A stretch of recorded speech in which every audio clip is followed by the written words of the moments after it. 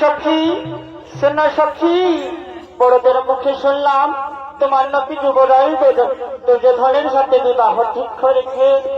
সখী, আমি যে মনে প্রাণে শয়নে স্বপনে ওই অর্জুনকে ভালোবেসে ফেলেছি। সখী, অর্জুনকে ভালোবেসে ফেলেছ, তার লোক কেমন বলতে পারবে সখী?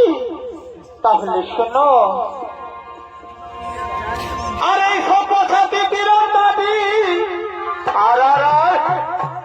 আরে এই গুণেতে জানি আমি কি এই সপসাতে কিরণ দাবি।